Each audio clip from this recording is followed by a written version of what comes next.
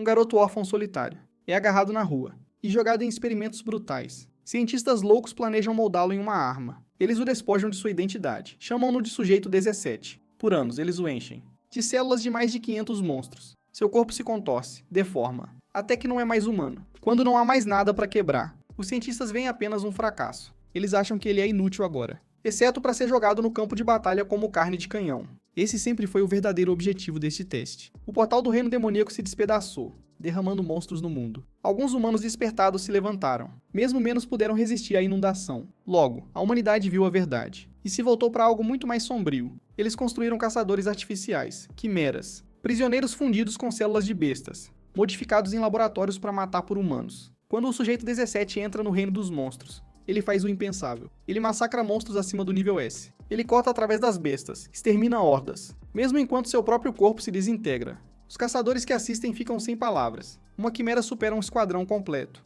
Mas quando a batalha termina, eles o deixam para trás. As ordens são claras, Quimera 17 não deve voltar. Não sobra nenhum traço dele, exceto por um osso, aquele osso solitário. Flutua por conta própria e reconstrói seu corpo do nada. Quimera 17 abre os olhos mais uma vez, desta vez, renascido como um homem magro e esculpido, atordoado por sua ressurreição. Ele se pergunta se esse novo corpo o torna humano novamente ou apenas próximo o suficiente para passar. Ele se lembra das células de monstro ainda misturadas dentro dele, moldando cada respiração que toma. Ele duvida que conte como humano, flexionando aquelas garras afiadas com facilidade casual, e como ninguém do laboratório veio atrás dele. Ele supõe que o abandonaram sem pensar duas vezes. Então ele nota que a antiga marca do laboratório em seu braço desapareceu, fazendo-o se perguntar se finalmente cortou todos os laços com eles enquanto estava em um corpo forjado como fogo. Ele supõe que isso pode ser como um tipo de monstro imortal funciona. O tipo que revive um número limitado de vezes, a menos que seu núcleo se quebre. No entanto, uma coisa permanece. Os cientistas insistiram que células humanas e células imortais nunca poderiam se fundir, mas aqui está ele, em completo controle, irradiando o poder bruto. Talvez todos os efeitos colaterais tenham desaparecido, já que ele se lembra daquela névoa constante em sua mente como um selo opaco, mas agora ele se sente claro e livre o suficiente para tentar ser humano novamente. Sua era como o obediente número 17 acabou. Aquele rótulo não significava nada, então ele tenta resgatar seu verdadeiro nome. Uma lembrança o arrasta de volta, onde um cientista envelhecido o chamou de temperamental, mas ainda assim disse para ele ajudar as pessoas algum dia. Aquele velho queria que ele salvasse 1000 vidas, mas naquela época ele permaneceu em silêncio, enterrado sob seu próprio peso emocional. Voltando à realidade, ele chama aquela promessa de inútil e ri da ideia de que um garoto das favelas deveria ser um herói. Ele observa o céu brilhante, sua nova forma capturando a luz como pedra polida. Por um momento, ele pensa em vingança, então deixa o pensamento desaparecer. Vingança precisa de um alvo, e depois de todo esse tempo, a raiva parece um eco distante, além de que não há caminho de volta para o mundo humano agora. Ele imagina que eventualmente os encontrará e decide deixar o passado descansar enquanto olha para frente. Ele estuda seu corpo reconstruído, sólido e imponente. Um brilho suave cobre sua parte inferior como uma proteção natural. Ele se compromete a viver como um verdadeiro humano a partir de agora para recuperar os anos que lhe foram tirados. Enquanto ele se afasta, percebe que precisa de roupas mais cedo ou mais tarde. Ele se coloca em busca de algo que possa vestir, mas um pensamento estranho o interrompe no meio do caminho. Ele não consegue se lembrar da última vez que vestiu algo e tenta adivinhar qual material poderia funcionar, mas não chega a nenhuma conclusão. Então, ele faz a coisa mais simples que consegue pensar. Ele observa os arredores com atenção aguçada, e logo algo chama sua atenção. Um monstro caído parecido com um pássaro está à frente, e ele assume que uma luta territorial o terminou, mesmo sem mostrar ferimentos. Ele conclui que o veneno deve ser a causa, o que na verdade o ajuda, já que o corpo está intacto e ideal para ser despelado. Ele move o braço para uma lâmina massiva, com a mesma casualidade de pegar uma ferramenta simples, e se lembra do laboratório que cortar da barriga antes dos membros funciona melhor. Shaon começa seu trabalho, mas no instante em que corta, o corpo aberto, uma névoa roxa se desprende. Ele a reconhece como veneno, mas permanece calmo e a respira sem preocupação. A única coisa que o incomoda é o cheiro, sabendo que agora precisa limpar a pele. Depois de algum esforço, ele termina de despir o pássaro oversized e decide que o resultado é decente para uma primeira tentativa. Ele se dirige ao rio para lavar a pele, mas quando a levanta novamente, fica desapontado ao descobrir que está rígida, mesmo que antes parecesse macia. Então assume que é apenas a natureza do monstro. Então, do nada, uma ideia repentina o atinge com clareza aguda. Ele estende a pele e começa a bater nela como se estivesse liberando a tensão acumulada no meio do movimento. Ele se pergunta se esse truque de bater vai amolecer a pele ou arruinar tudo. Depois de algumas batidas primitivas, a pele volta a ficar lisa, e ele a levanta com orgulho. Escondendo-se atrás do corpo do pássaro para se proteger, ele começa a moldar o material. Mas de repente, faíscas de fogo surgem na cabeça da criatura. Seus olhos se abrem, encarando como se sentisse traído enquanto era despido. Shaon rapidamente faz furos na pele. veste seu novo equipamento. Então amarra uma vinha em sua cintura, fazendo uma pose como se fosse o dono do lugar. Ele vê um pouco de veneno restante dentro da pele, mas ignora, não vale a pena o incômodo. Nesse momento, o monstro solta um grito agudo, tirando Shaon de seu transe. Ele se agita descontroladamente, parecendo entender o que está acontecendo, pegando-o de surpresa. Ele assume que também é um imortal, já que não estava respirando antes. Naquela época, ele teria queimado aquilo. Mas agora, vendo-o fraco, ele não vê sentido nisso. Shaon sorri, diz que o pássaro teve sorte. Diz para ele aproveitar sua segunda chance. Então se vira para ir embora. Enquanto se afasta, ele brinca que o destino pode juntá-los novamente. Mais tarde, ele entra em uma caverna, examinando-a como se estivesse avaliando um imóvel. Do nada, uma centopeia gigante cai na sua frente. Mas Xion permanece calmo, ela avança. Ele está mais focado em saber se aquele lugar tem uma boa iluminação. Com um movimento suave, ele corta a cabeça fora. Como esmagar um inseto, então se afasta, já descartando aquele lugar. Em seguida, ele entra em uma zona de montanha nevada, onde um Yeti congela no lugar, provavelmente ao avistar Xion. Parece que ele já lutou contra eles, mas decidiu não ficar. Comida seria um problema ali. Então ele verifica uma floresta, mas os cogumelos cheiram tão mal que parece peixe podre aquecido em um quarto apertado. Ele continua caçando, de túneis de lagartos assustadores até. Uma caverna de vulcão suspeitamente quente, mas nada parece certo. Por fim, ele chega a um penhasco e observa a vista. Chocado que algo no reino dos demônios poderia parecer tão pacífico, ele começa a explorar. Então, casualmente, pula do penhasco. Aterrissa com uma força que quebraria os ossos de outro homem. Ele avista água cristalina e um monte de peixes nadando abaixo. Alguns peixes monstros até saltam para uma mordida. Ele considera grelhar como uma refeição de fogueira. O lugar parece perfeito. Uma fonte natural de peixes, ar fresco, e flores florescendo ao redor. Ele decide que este é o lugar. Hora de construir uma casa e dar um nome. A Casa Qian-Du-Wun. Em outro lugar, profundo no reino dos demônios, o Arquiando. Um portal se abre, lançando algo para fora. Ele atinge o chão com um estrondo ensurdecedor. Da fumaça, uma figura robótica se levanta. Ele escaneia a área e pergunta se este é realmente o reino dos demônios. Ele para respirar o ar, observa as flores brilhantes, absorvendo tudo, e decide que este é o lugar perfeito para construir a casa de Qian-Du-Wun. Ele começa atirando cipós de seus dedos, limpando o espaço rapidamente. Com um golpe fluido, cada árvore cai, com a limpeza feita. Ele junta os troncos cortados usando os mesmos cipós para sua construção.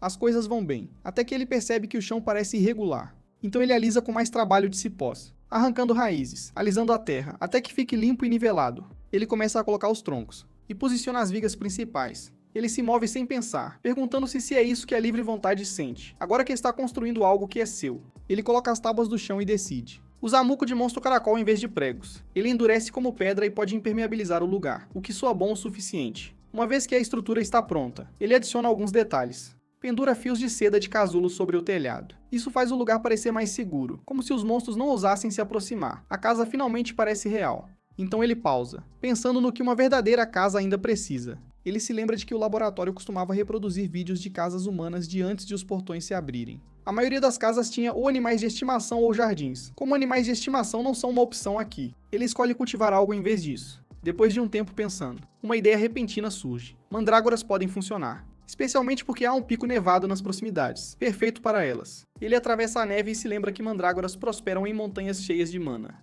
A neve ao seu redor traz de volta o dia em que foi levado para o laboratório. Estranhamente, ele vê aquele momento como um ponto de virada. Tornar-se uma quimera significava não temer mais o frio ou a fome. Eventualmente, ele sente uma forte mana próxima, agora bem perto. E, de fato, ele avista raízes de mandrágora à frente. Elas parecem peixes folhosos, facilmente estressados, morrendo com pequenas mudanças. Então, ele escolhe as mais jovens, esperando que se adaptem melhor. Ele cuidadosamente puxa 3, preparando-se para o famoso grito, mas não ouve nada. Ele vê o primeiro dormindo pacificamente, completamente fora. Os próximos 2 que ele pega depois também estão profundamente adormecidos, até murmurando em seus sonhos. Isso o surpreende por um segundo, até que ele se lembra de que o laboratório os fazia gritar ao cultivá-los em baixa mana sob extremo estresse. Talvez o silêncio venha de estarem no reino dos demônios agora, ou talvez eles o vejam como um parente. O que faz sentido, já que ele também é parte mandrágora.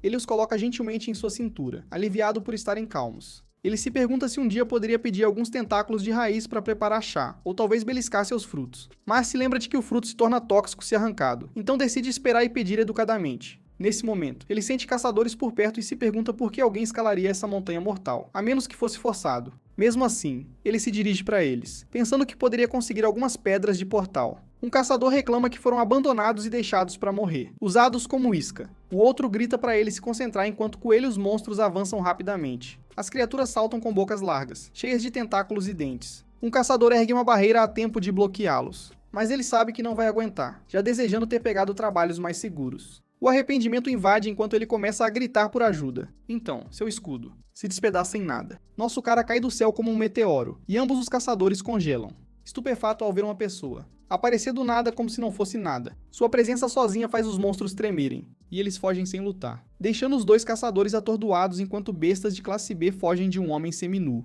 Eles correm pra frente, agradecendo a ele. Eles se apresentam como Seonju e Kim Tae-hoon, e então perguntam seu nome, que ele fornece. Mas nenhum deles ouviu algo parecido antes. Kim Tae-hoon se pergunta em voz alta se ele é algum caçador oculto, julgando pelo seu olhar selvagem. Nosso cara inverte a pergunta, perguntando por que eles estão aqui quando mal parecem ser de classe D. Eles explicam que estão caçando uma quimera por um grande pagamento, o que instantaneamente chama sua atenção.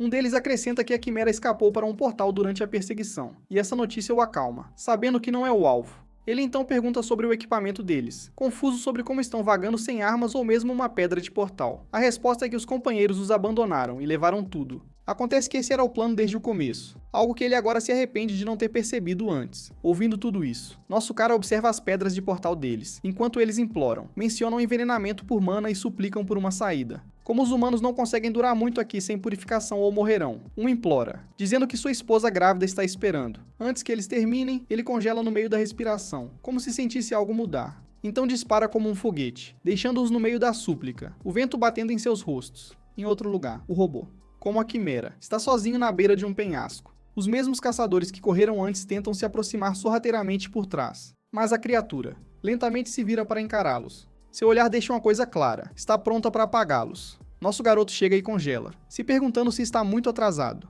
Equipamentos e sangue cobrem o chão. Um brilho azul em fading pisca na beira do penhasco, insinuando que os caçadores fugiram. Eles até deixaram todo o seu loot, julgando pelas pegadas misturadas. O sujeito de teste provavelmente mudou de forma no meio da batalha. Ele se lembra do caçador de monstros dizendo que era um fugitivo de laboratório que pulou em um portal.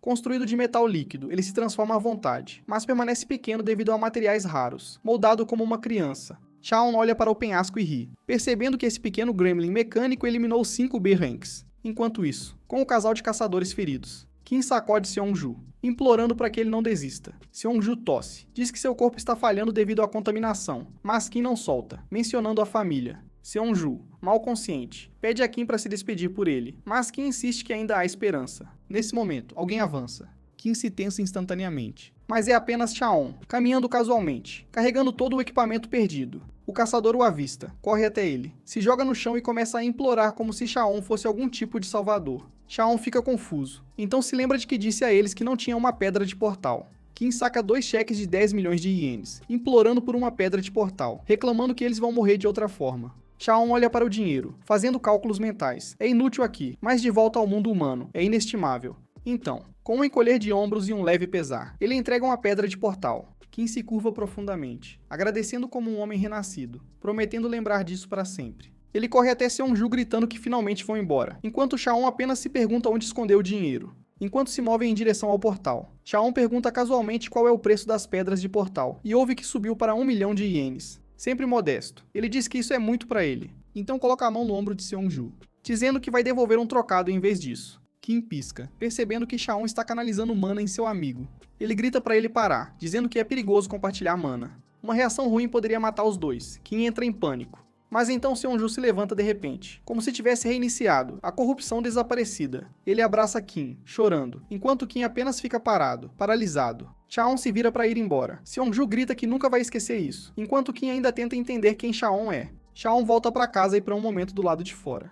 Expira lentamente, sentindo que não há ameaça por perto. As mandrágoras começam a acordar, folhas murchas e sem vida. Isso é um sinal vermelho imediato. Ele planta elas rápido, uma vez que estão na terra. Ele se pergunta se elas vão se recuperar, mas ainda parecem miseráveis. Ele estuda seus rostos tristes, pensando que podem estar famintas ou sentir falta de seu antigo lar. Para testar a segunda suposição, ele canaliza um pouco de mana no solo. As plantas brotam como se tivessem tomado cafeína, fazendo-o sorrir. Enquanto conversa com seus colegas folhosos, ele sente alguém atrás dele.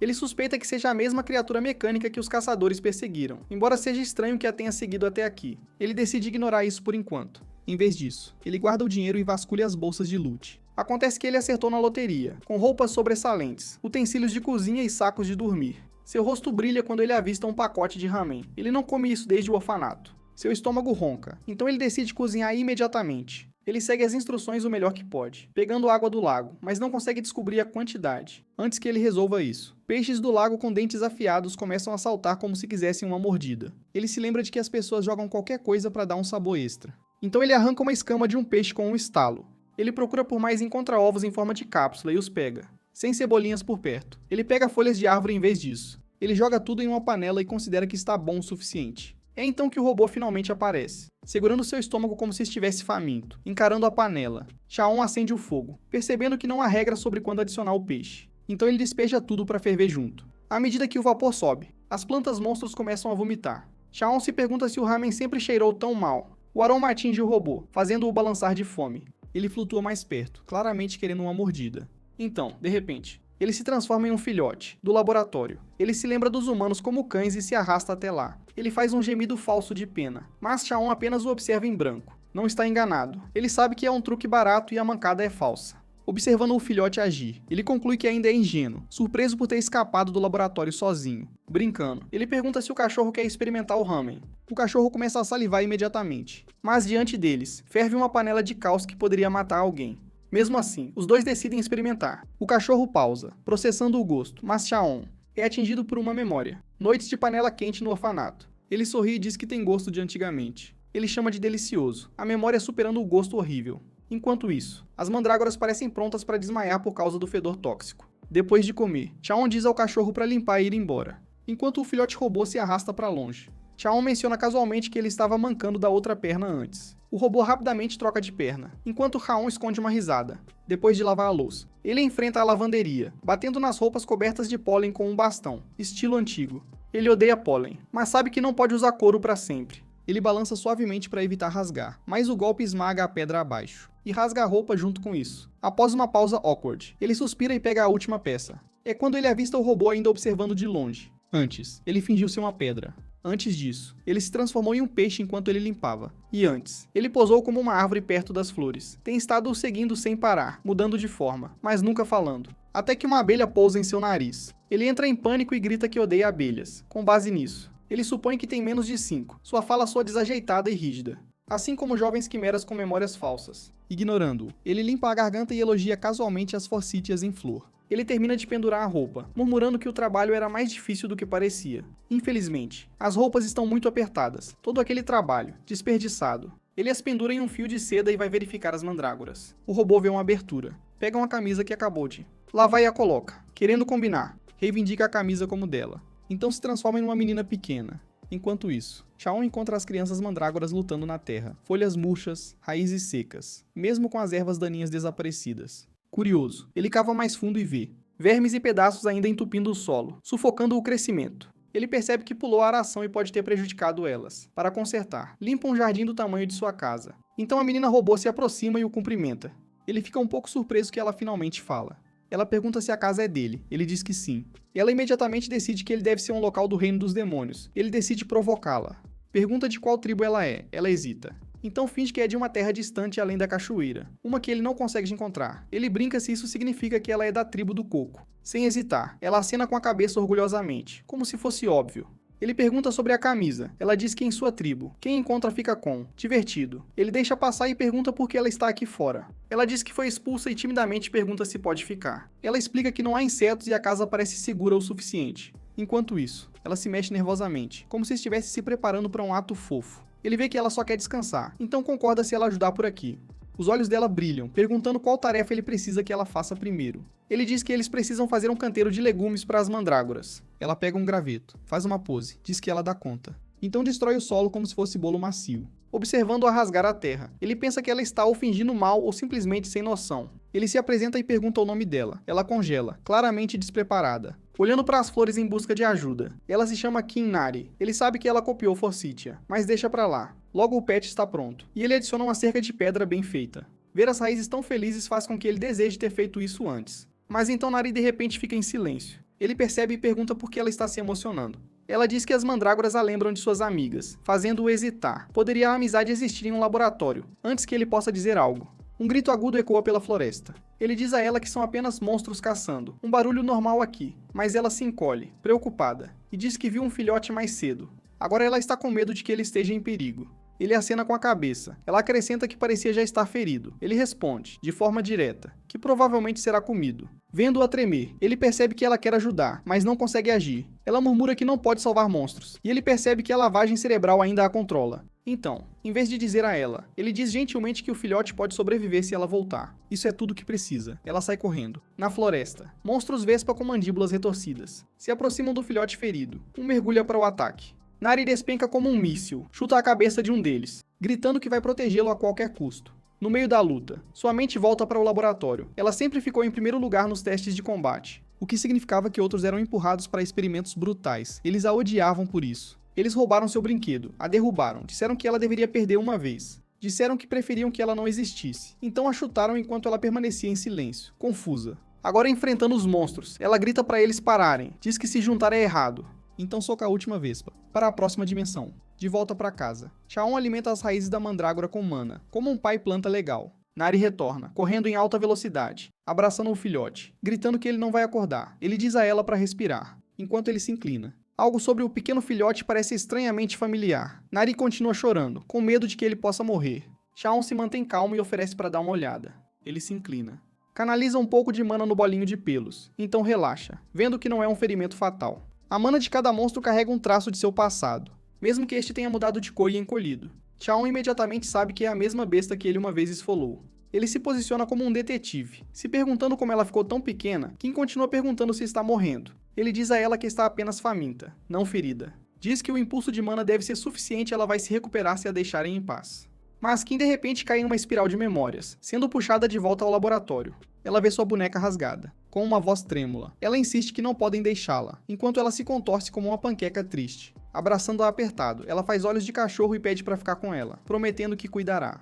Chaon sorri, avisa que pode crescer muito, mas ela responde que vai alimentá-la menos. Ele cede, os olhos dela brilhando, e brinca que pode ser seu novo pássaro de guarda. O bolinho de pelos abre os olhos, piscando em confusão. Então fixa o olhar em Chaon com reconhecimento. Ele solta um cu baixo e suspeito. Kim se estremece, levanta-o, gritando que finalmente está falando, enquanto o pássaro olha ao redor horrorizado. Ela o aperta novamente. Ele se debate impotente. Chaon apenas observa, sem palavras. O pássaro grita, exigindo liberdade. Chaon congela, surpreso por realmente ter entendido isso. Momentos depois, Kim o enrola como uma múmia e anuncia que o tratamento está feito. Então diz que já deu um nome, enquanto ele se contorce. Ela explica que age como um pombo, então a chama de Ku. Chaon acha isso hilário. O pássaro estoura, reclamando com Kim sobre o nome idiota. Ela não entende uma palavra, então despeja água na cabeça dele, achando que está com sede. Então pausa, intrigada, perguntando por que agora parece um balão de água. Chaon diz a ela que isso é mais do que água suficiente, e ela sai correndo para pegar comida. Enquanto isso, Chaon pensa que é hora de construir um armazenamento de verdade, já que os suprimentos estão por toda parte. Mas quando ele corta a madeira, ela se desmancha como papel barato. Ele está confuso. O mesmo método funcionou bem para os móveis. O bichinho já teve o suficiente, dizendo que é madeira macia. Obviamente vai quebrar. Chaon finalmente percebe que os tipos de madeira importam. Pergunta qual cor é a mais forte. O pássaro instantaneamente diz vermelho, mas então para abruptamente, percebendo que acabou de ser entendido. Ele olha para Chaon, horrorizado, se perguntando se ele estava ouvindo tudo o tempo. Seus olhares se encontram. Ele se levanta desajeitadamente. Tenta usar leitura mental, esperando espiar por dentro. Nada acontece. A habilidade falha. Chaon apenas olha ao redor e diz que não vê nenhuma árvore vermelha. Pensa que talvez elas cresçam em outro lugar, enquanto o pássaro entra em pânico com sua telepatia falhada. Finalmente, desiste e pergunta diretamente se Chaon pode ouvi-lo. Chaon diz que não é exatamente ouvir, mas como se as palavras aparecessem em sua cabeça. Então ele inverte a pergunta, perguntando como um monstro entende pessoas. Ele imagina que é um daqueles monstros inteligentes, mas nunca conheceu um antes. Chaon pergunta diretamente se é o mesmo pássaro, e ele acena, dizendo que voltou para vê-lo. Voltou porque ele salvou sua vida e ele lhe devia isso. Chaon não perde tempo, diz para ajudar agora, o que surpreende o pássaro. Ele solta um suspiro, resignado, e concorda em levá-lo até as árvores vermelhas, ao mesmo tempo. Kim corre pela sua vida, desviando do fogo que cai, gritando para seu atacante invisível. Ela grita, com o rosto encharcado de lágrimas, berrando que está queimando. Uma explosão atinge, batendo seu rosto contra o chão. Ela entra em pânico, a mente girando, convencida de que o laboratório a pegou. Então uma figura caminha através do fogo, cabelo balançando como um personagem de anime de fundo. Ele verifica seu rastreador e confirma que ela é o alvo, uma forma de vida mecânica. Ele carrega outro tiro, murmurando que também está apostando sua vida. Então lança outra bola de fogo em sua direção.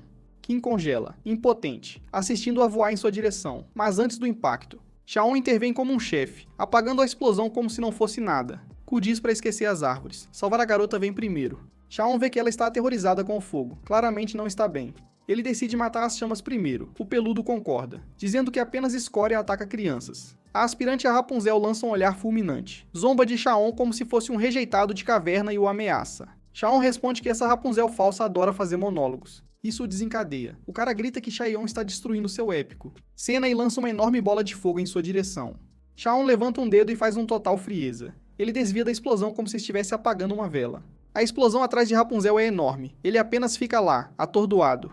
Pedaços de pedra caem, mas é tarde demais. Ele é esmagado sob os destroços que caem. Momentos depois, Shaon se aproxima de Kim, pergunta se ela está bem, ela limpa os olhos, agradece a ele. Ele diz que da próxima vez, deve socar o medo na cara. Então caminha em direção a Rapunzel. Ele agarra um punhado de cabelo, ainda no meio do discurso motivacional. Mas de repente para. Ele olha para o que está em sua mão. É uma peruca. Por baixo, o cara tem uma cabeça brilhante e polida. Kim vê a cabeça careca, explode em risadas, diz que ele não é nada assustador agora. Shaon a observar, confuso sobre como ela poderia temer alguém tão fraco. Esse poder permite que ele mergulhe nas memórias e as mostre aos outros. Naquela visão, ele vê um cientista enlouquecido, rindo como se tivesse criado o mal do zero. O homem se aproxima de Kim, que mal está consciente, percebendo que ela está acordando. Seus dedos queimam como mini tochas. Ele começa a machucá-la, alegando que é um teste de resistência. Vendo isso, Shaon acaricia a cabeça de Kim e diz que ela se saiu bem. Ele a ajudará a se curar. Ele se vira para a Fênix e pergunta o que devem fazer com o cara careca.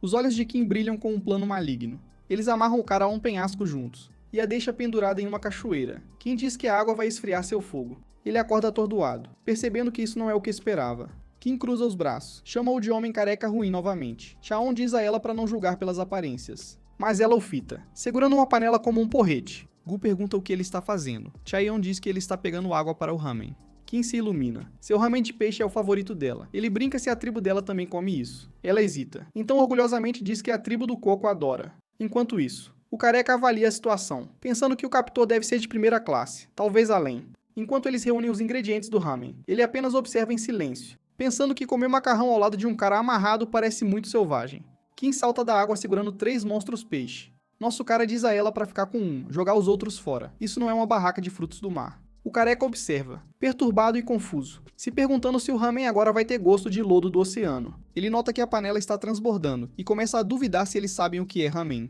bem antes de destruírem a panela. Ele grita, implora para ser libertado, diz que vai cozinhar em vez disso. Logo, o careca está de pé à mesa de madeira, parecendo estranhamente teatral, como se estivesse estrelando em algum programa de culinária imaginário. Ele murmura que o ramen pode parecer fácil, mas agora, todo o seu futuro depende dessa única tigela. Olhos o observando. Ele chama o ramen de comida sagrada, escolhe o método básico porque é tudo o que sabe. Ele calcula a água para 3, então espera ferver. Então, coloca os noodles e o tempero para a sopa. Ele estima 4 minutos e meio, começa a contar batimentos cardíacos em vez disso. Com cerca de 200 batimentos, ele levanta os noodles para arejar, para prender a mordida mastigável. Quando está pronto, ele suspira, desejando por kimchi. Mas neste reino demoníaco, isso terá que servir. Ele apresenta o ramen com orgulho. Eles congelam por um instante, completamente atordoados. Então, mergulham. Uma mordida. E eles estão no paraíso dos sabores. Kim e o bolinho de pelos encaram, traídos pelo sabor. Shaon se desconecta, devorando sua tigela como se fosse uma missão.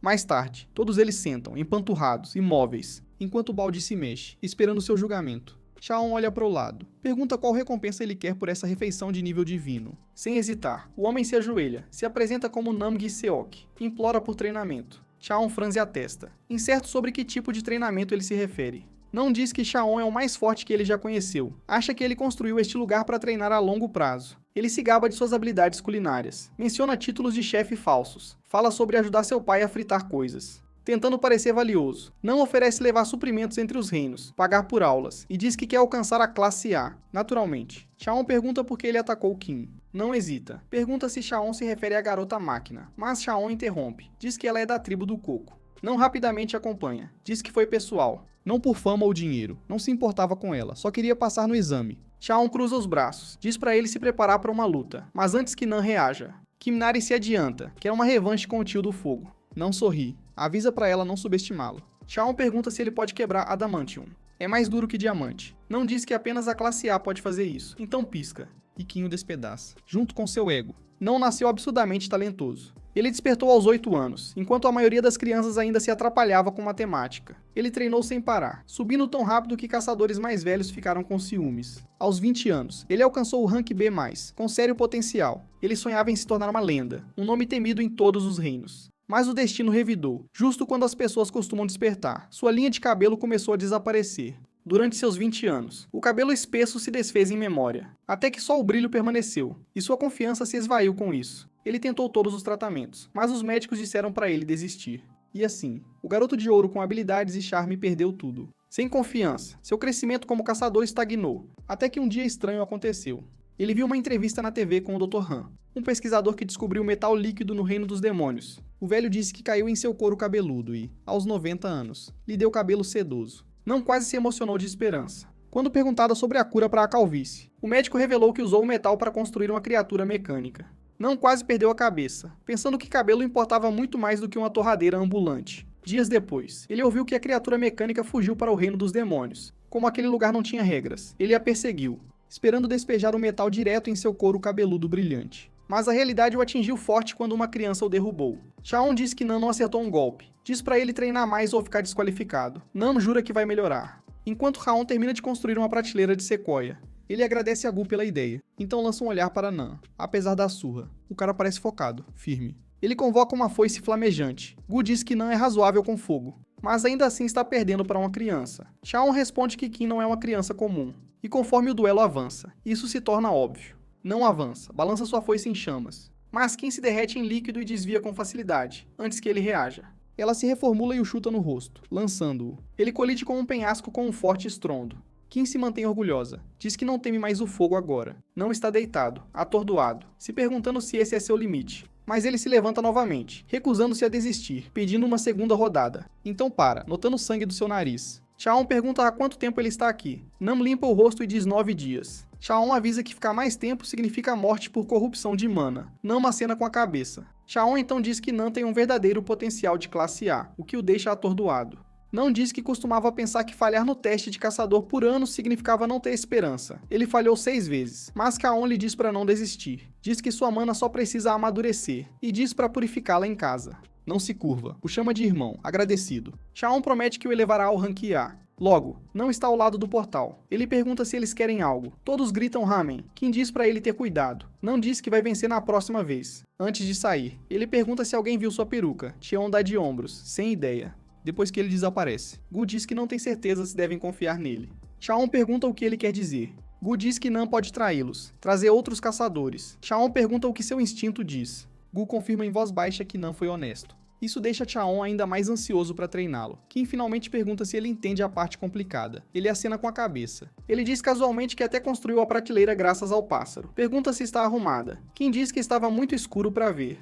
Pegando a dica, Chaon adiciona janelas. A luz do sol entra. Kim sorri, claramente gostando da vista mais clara. O que faz Chaon pensar em como manter o quarto iluminado à noite, quando Kim pergunta sobre uma fonte de luz. Chaon diz que eles precisarão de pedras brilhantes, cristais que brilham na escuridão. Ele planeja pendurá-las como estrelas. Gu engole em seco, então pergunta onde conseguirão. Chaon diz que estão indo para a região vulcânica. Gu avisa que é um dos lugares mais mortais para caçadores, então diz em voz baixa que também é sua cidade natal. Chaon percebe a mudança na voz de Gu. Kim também sente isso. Ela se vira para Chaon, perguntando o que o pássaro disse, já que parece chateado. Chaon diz que Gu está preocupado em voltar lá e oferece ir sozinho. Kim recusa instantaneamente. Diz que não tem mais medo do fogo e quer ir junto. Chaon olha pra Gu, que suspira. Diz que também vai se juntar. Tem algumas coisas pra fazer lá de qualquer maneira. E assim, toda a equipe está pronta para a próxima viagem, enquanto Chaon arruma o equipamento. Raízes de mandrágora no campo brincam com a peruca perdida de Nan, sem entender sua tristeza. Longe, bem abaixo da pedra vulcânica, o chão treme enquanto algo se agita. Uma forma monstruosa levanta a cabeça e uiva através do abismo ardente.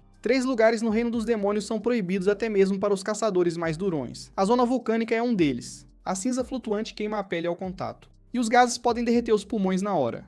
Mas Kim, ela mergulha os pés na lava como se fosse água morna. A Fênix apenas observa, sem palavras. Ele percebe que ela claramente não é humana. Mas o que realmente o incomoda é que Chaon também está bem. Chaon apenas diz que é um caçador de quimeras. Ele pode parecer humano agora, mas se reconstruiu após se transformar. Então pergunta a Fênix se está tudo bem em ficar com eles. A pelagem diz que qualquer coisa é melhor do que estar sozinho novamente. observando a conversa profunda deles se desenrolar. Kim faz beicinho, querendo participar. É quando ele se lembra de que ela uma vez perguntou sobre seu passado. Ela apenas ri. Diz que não há mais necessidade. Ela já sabe que ele é do reino dos demônios, assim como ela. Mais tarde, eles começam a subir o vulcão. Kim aponta para uma espessa nuvem de fumaça subindo do cume. No topo, eles finalmente avistam as pedras luminosas. Mas lá embaixo, um enorme sapo de fogo está chorando. Kim avista outro próximo. Gu rapidamente junta as peças. O macho está de luto, a fêmea morreu no meio da jornada. Seus ovos estão superaquecendo em suas costas. A fênix fica em silêncio, sentindo a tristeza. É quando Chaon tem uma ideia. Ele diz a Kim para ficar parada, então salta direto para o cratera do vulcão.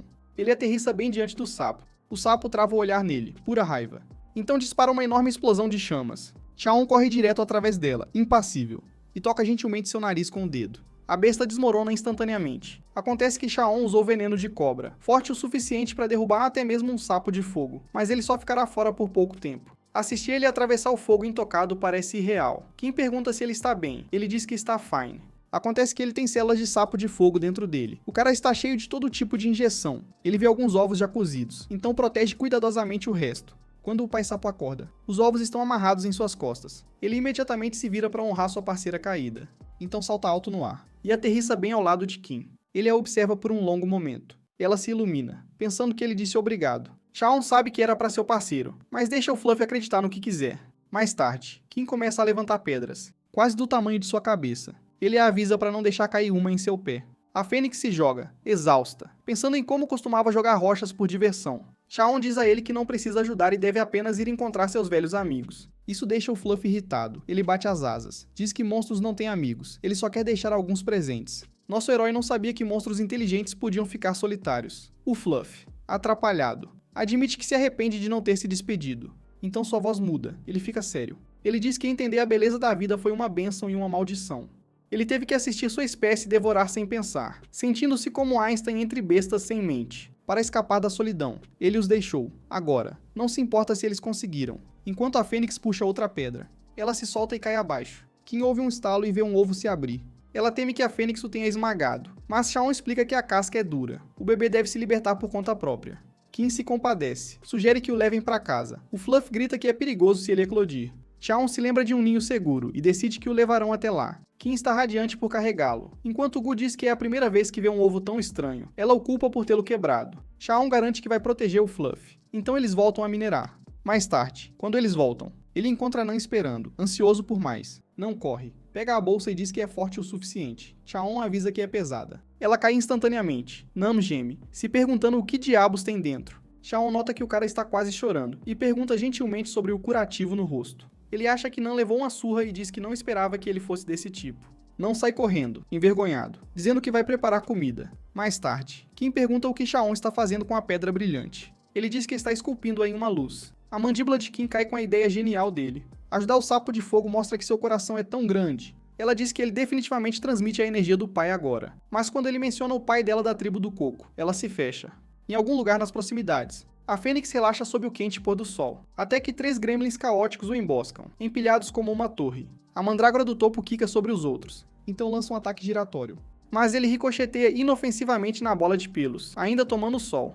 Mais tarde, Nan traz um prato de batata doce que está na moda entre as crianças. Ele está orgulhoso, sabendo que parece ótimo com zero esforço. Kim e Gu estão genuinamente impressionados. Mas Chaon quer respostas antes de comer. Não está relutante em falar. Então admite que foi atacado por Arranques enquanto ia se registrar na Associação dos Caçadores. Eles disseram para ele parar de poluir a aura deles respirando o ar deles. Ele perdeu a calma, reagiu e foi espancado.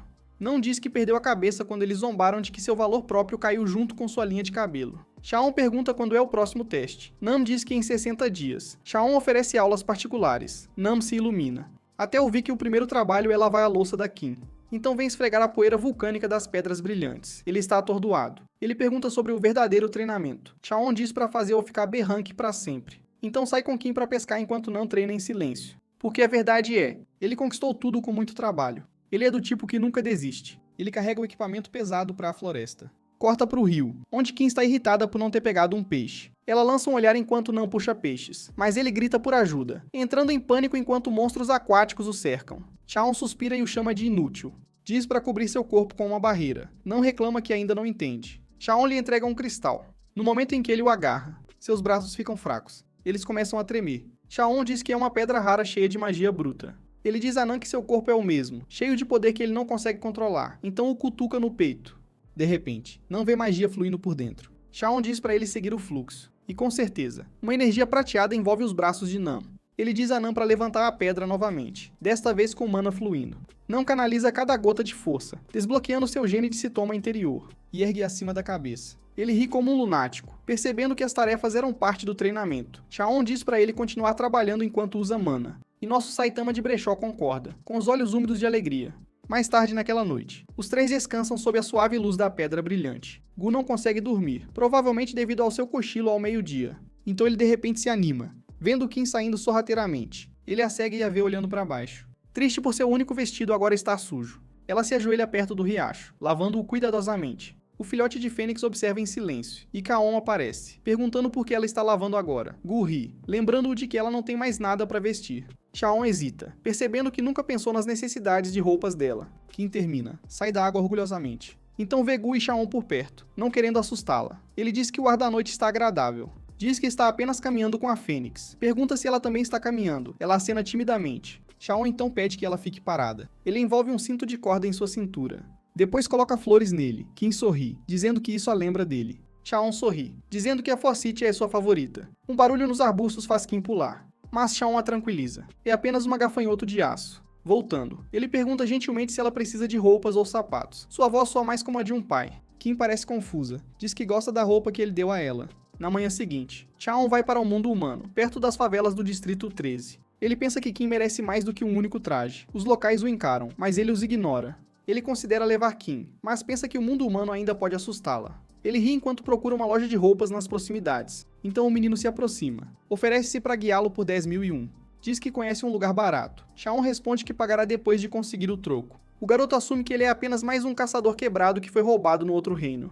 Ele pergunta se Chaon tem dinheiro. Diz para segui-lo de qualquer forma. Diz que vai pular sua taxa usual adiantada. Chaon sorri enquanto o menino diz que seu nome é Bongsu. Chaon responde com o seu, mas o menino diz que o chamará de irmão mais velho. Enquanto caminham, Chaon percebe silenciosamente como as favelas mudaram, mas antes que ele reflita, Bongsu de repente pergunta se ele acabou de despertar. Chaon levanta uma sobrancelha. Pergunta se parece que sim. Bongsu diz que, como ele saiu de um portal sem equipamento, assumiu que Chaon foi roubado. Diz que isso acontece com todo mundo eventualmente. Chaeyoung ri, dizendo que Bongsu sabe muito para a idade dele. Bongsu, ofendido, insiste que tem 17 anos, só parece pequeno por causa da desnutrição. Enquanto caminham, Chaon avista alguns caras suspeitos nas proximidades. Bongsu também vê e rapidamente avisa para não entrar no Distrito 13. Diz que a área piorou depois que a gangue espacial do Distrito 11 se mudou para lá. A polícia parou de vir. Eles estão no seguro Distrito 12 por enquanto. Chaon fica em silêncio, se perguntando se o antigo orfanato no 13 ainda existe. Em outro lugar, uma pequena loja de roupas exibe um cartaz de compre um e leve outro. A proprietária parece cansada, se arrependendo de ter aberto a loja onde poucos podem comprar para crianças. Metade do estoque é para crianças. Ela suspira, considerando uma mudança total de negócio. Então a porta range ao abrir.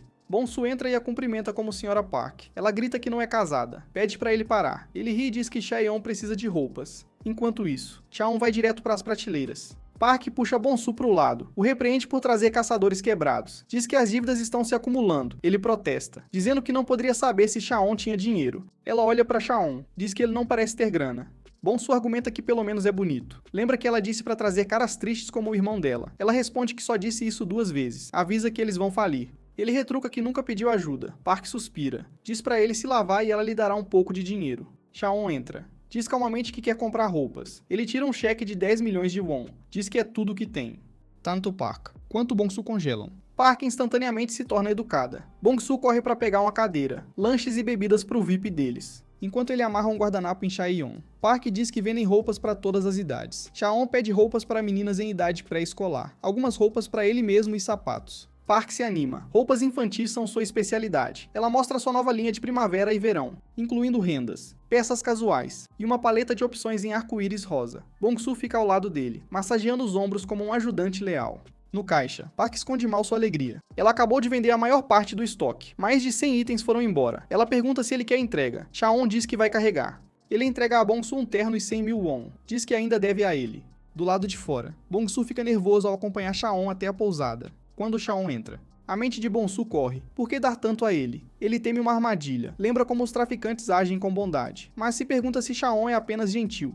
Assim como o parque. Chaon sai, diz que o estalajadeiro parece decente e o lugar está limpo. Ele entrega a chave a Bong-su, diz que não há mais dormir do lado de fora. Adiciona que pagou 1 ano de aluguel, comida inclusa, então se vira para sair.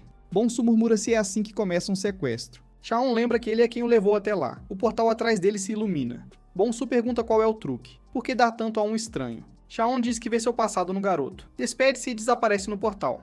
Não parece aliviado quando Chaon retorna. Kim corre até ele, pergunta onde ele foi. Ele sorri. Diz que comprou um presente para ela. Ela se ilumina. Gu observa a enorme pilha de roupas. Não resmunga que nenhuma delas é dele. Kim grita sobre como os vestidos são fofos. Chaon sorri. Diz a ela para experimentar qualquer coisa que goste enquanto todos admiram a pilha.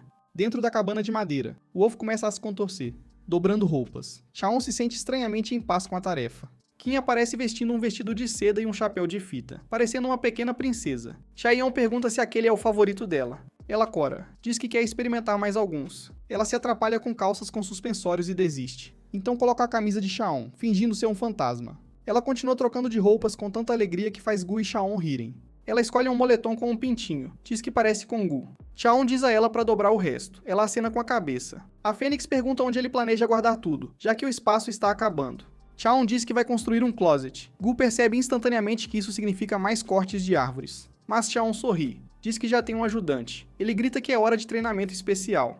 Não entra animadamente, segurando o traje de couro de Kaon como se fosse equipamento de treinamento. Chaon fica olhando, confuso. Não explica que o traje está coberto de veneno. Só de tocá-lo quase o derrubou. Ele está chocado que Chaon o usa diariamente como se não fosse nada. Kaon dá de ombros, pensando que nunca o lavou. Então diz casualmente a Nam para vesti-lo. Nam congela. Chaon diz para colocar e comecei a cortar madeira. Gu diz que vai mostrar as árvores. Nam entra em pânico. Diz que isso pode matá-lo. Mas então...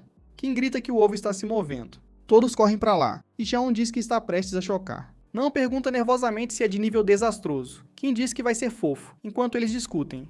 O ovo se quebra. Um olho minúsculo aparece. Ambos reagem de maneiras muito diferentes enquanto a criatura emerge. Uma besta rasteja para fora com garras afiadas, pele escamosa, e uma língua que estala. Mas apesar do pânico de Nam, acaba sendo uma estranha e fofa cobra pintinho que piou e inclinou a cabeça. Não fica paralisado, Kim grita de alegria. Sem aviso, ela salta em direção a alguém, direto para o rosto de Nam. Ele grita tão alto que ecoa pela cabana. Mais tarde, no campo, Gu bate na cabeça de Nam com um bastão para apressá-lo. Nam começa a questionar a realidade. O veneno do traje dificulta a respiração. Ele está maravilhado que Chaon usava isso todos os dias. De volta dentro, Chaon termina de dobrar o resto das roupas. Kim entra correndo, dizendo animadamente que a criatura está comendo pão calmamente. Chaon sorri, diz que ela sabe quem a salvou. Eles jogam ideias, então decidem por Sasa, combinando com sua aparência de cobra. Nesse momento, a pequena besta escorrega do aperto de Kim. Ela corre atrás dela, enquanto Gu observa, satisfeito com o vínculo deles. Chaeyoung olha e pergunta se a Fênix sabe que tipo é. Gu admite que não sabe,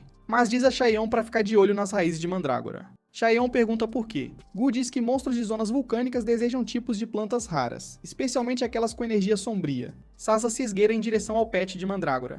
Gu acrescenta que elas podem ser suas presas naturais. Todos ficam para trás enquanto a tensão aumenta. Kim se oferece para separar, mas Chaeyoung balança a cabeça, dizendo: no mundo dos demônios, jovens monstros devem resolver a dominância sozinhos. Ele escolhe não interferir. O confronto começa. Sasa salta direto para a menor criatura raiz. A maior se move rápido, bloqueando com facilidade. As raízes fecham fileiras, formando um triângulo, mantendo sua posição. Então, uma raiz avança rapidamente, lançando um contra-ataque. Sasa balança sua cauda e bloqueia. Ela sorri, mas Gu murmura para não baixar a guarda ainda. Um instante depois, a menor salta de trás. Seu pequeno punho toca a bochecha de Sasa, não com força. Mas é o suficiente. Sasa grita e se afasta em lágrimas. Kim corre até ela, confortando-a. Chaeyoung chama os monstros raiz de vencedores. Nam e Gu acenam, dizendo que valeu a pena assistir. Chaeyoung diz a todos para voltarem ao trabalho. Gu retoma a bater na cabeça careca de Nam. Longe, do outro lado do mar aberto, uma quimera águia corta os céus acima das ondas, voando rápido. De volta à casa deles, Gu ordena a Nam para puxar mais forte os troncos. Kim e Sasa cobrem a madeira com limo, selando-a. Chaeyoung dobra roupas, analisando o lugar, feliz que o dia está quase no fim. Nam, exausto após 2 noites, joga fora a camisa amaldiçoada que quase o quebrou. Ele verifica cada canto do novo vestiário, se perguntando se ficou bom, antes de duvidar demais. Chaeyoung entra, dizendo que ele fez melhor do que o esperado. Kim sente um suave aroma floral. Os outros também notam, relaxando e aquecendo. Ela pergunta por que cheira a flores. Chaeyoung diz que Gu escolheu madeira perfumada para que suas roupas sempre cheirassem frescas. Kim sorri, avistando até as raízes de mandrágora, e Sasa absorvendo o aroma. Não pausa ao ouvir o nome Sassa, percebendo que é a primeira vez que o escuta. Chaeyoung diz que o nome pode mudar se necessário. Não solta sua sugestão, vamos chamar de Cobra Menina. Kim dá sua opinião, Piak. Finalmente, Cheon pergunta a Gu, que orgulhosamente sugere, os grandiosos passos na gaveta. Curioso, Chaon pergunta qual é o verdadeiro nome de Gu. O Fênix responde, Ferradura da Montanha Rochosa. Chaon fica parado, desiste do caos. Ele declara que fica só, e ninguém se opõe. Gu então pergunta qual é a próxima missão. Chaon diz que tem pensado em algo que não o incomodava antes. Ele sugere construir uma cerca para bloquear intrusos. Não parece incerto. Diz que nenhuma pessoa sã se aproximaria de um lugar tão assustador. Chaon insiste que eles se preparem de qualquer maneira. Ameaças de Rank S podem surgir a qualquer momento. Gu acena com a cabeça e diz que eles precisarão de um material rico em poder demoníaco. Ele diz que a costa tem quartzo amarelo, mais denso que pedra negra. Usar isso tornaria a cerca forte e brilhante, como um acampamento aconchegante. Kim fica animada com a viagem à praia. Não entra em pânico instantaneamente. Então, ele tem um sangramento nasal bem a tempo, fingindo estar fraco. Ele afirma que deve voltar ao reino humano para liberar sua energia demoníaca. Chaon concorda, mas lhe diz para cuidar das raízes de mandrágora. Antes de partir, não avisa Kaon sobre a costa, dizendo que até os de Rank A evitam. Chaon parece confuso. Então não explica que a área é dominada por dois monstros de classe desastre, rostos de pássaro, corpos humanos, uma vez caçadores de quimeras. A imagem faz até Cheon pausar brevemente. Enquanto isso, na costa, caçadores já estão tentando capturar um. Um deles lança um rastreador, e o lança na quimera voadora. Ele aterrissa perfeitamente, mas a besta continua voando como se nada tivesse atingido. Pensando que está fugindo, os caçadores riem do aviso de classe desastre. Um quer persegui-la. O capitão o impede, dizendo para esperar até que ela retorne. É mais seguro rastrear ambas as quimeras. Um caçador mais jovem se pergunta como eles sobreviveram 60 anos ou mantiveram a forma humana. O capitão diz que são restos de um projeto fracassado para evoluir a humanidade. Os fracassados devem ser apagados. De repente, alguém avista a besta. Ela faz uma curva acentuada no céu. Então corre de volta, mais rápido que o som. O capitão grita por uma barreira, com os olhos arregalados, com um movimento de asa. A quimera destrói a barreira como se fosse vidro, derrubando os caçadores. Eles percebem tarde demais que escolheram a luta errada. O capitão grita para que parem. Mas antes que outro golpe atinja, Kim intervém com uma barreira de metal, bloqueando o ataque. A quimera para, surpresa ao ver outro igual a si. Ambos descem lentamente, tensos. Kim insiste que o tio Pardal estava implicando com eles, embora Chaon pense em silêncio que parece o contrário. Um caçador ferido se comunica com seu capitão, dizendo que um monstro do tipo máquina apareceu, confundindo o capitão. Então o cara mostra seu rastreador. Chaon entende imediatamente, lembrando que Kim ainda carrega um rastreador do reino humano. Ele olha para a ave quimera e pergunta se ela se lembra dele. Ele lembra que uma vez compartilharam um quarto, então pergunta qual era o número. Os olhos da criatura se arregalam. Chaon diz que viver o suficiente significa que você vê tudo. A quimera luta para se lembrar. Os caçadores começam a sussurrar, prontos para recuar. Chaon avisa que deixá-los ir causará problemas maiores. É melhor acabar com isso agora. Então algo se conecta na cabeça da quimera. O cheiro de Chaon desencadeia uma memória dos dias no laboratório.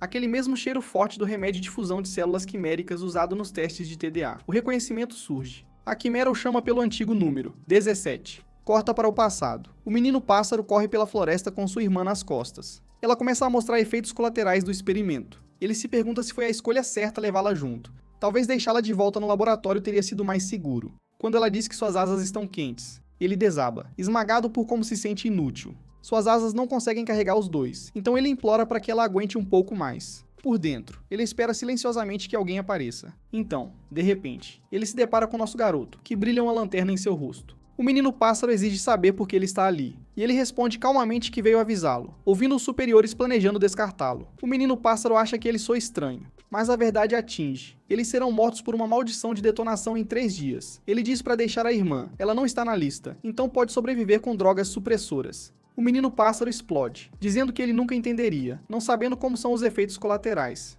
Ele se lembra de como foi ruim, uma vez tão ruim que ela implorou para ele fugir. Ela disse que preferia viver um dia real fora do que morrer lentamente naquele lugar. Esse momento faz com que ele perceba que a qualidade da vida supera sua duração. Suas asas se abrem amplamente, com os olhos ardendo. Ele diz ao nosso garoto para calar a boca e lutar. Mas Chaon apenas o observa, sem emoção. Então, abre um portal sem dizer uma palavra. O menino pássaro congela, surpreso que um sujeito de teste como ele tenha uma chave de portal. Chaon olha nos olhos dele e diz que suas células humanas podem corroer no reino demoníaco, ou suas células demoníacas podem despertar. Ele acha que vale o risco, já que o detonador não será acionado entre reinos. Mesmo assim, o menino pássaro se pergunta se sobreviver lá é mesmo possível. Em teoria, sobrevivência significa proteger tanto o corpo quanto a mente com magia, algo que crianças como eles não conseguem administrar. Mesmo assim, o menino pássaro aceita. Ao sair, ele se sente estranho por nunca terem compartilhado nomes depois de tudo isso. Ele diz que seu nome é Yu Byung, e nosso garoto também lhe diz seu nome. Agora, de volta ao presente, Chaon pergunta ao caçador seu nome. O cara apenas parece confuso. Quando Chaon pergunta por que ele estava ali, o caçador diz em branco que não sabe. Chaon nos envia pelo portal, e Yu percebe imediatamente. Ele usou células de flor do esquecimento para apagar as últimas 3 horas de memória.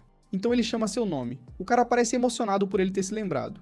Kim pergunta se o Sr. Pássaro é um amigo. Nosso garoto diz que ele é da tribo dos pássaros. O irmão pergunta a Kim se pardais e cocos são aliados. Ela rapidamente acena com a cabeça, enquanto Yu observa, confuso. Kim pede desculpas por ter julgado mal ele. Eles vão para a casa de Yu, basicamente um enorme ninho com um telhado. Lá, todos se deliciam com um estranho prato de mariscos. O gosto é como nada que eles já tiveram antes. Kim quer mais, mas Yu se desculpa, sem ingredientes. O Goblin não se importa. Ele sai correndo para pegar o dobro de mariscos, finalmente sozinho. Yu diz que sobreviveu usando células de imortalidade. Depois pergunta se nosso garoto já quis vingança. Chaeyoung diz que esse pensamento aparece, mas a vida está boa agora, quando ele inverte a pergunta. Yu diz que ainda tem a maldição, pulsando como um fogos de artifício. Nosso garoto observa como Yu usa bem suas asas, então pergunta se ele pode se tornar humano novamente. Yu diz que pode, mas não vai. O rosto da irmã dele está preso assim. Ele não voltará ao normal se ela não puder. Depois disso, nosso garoto pergunta se ele sabe que só tem um mês restante. Yu fica chocado por ele saber disso. Ele relembra o que aconteceu depois de deixar a Terra.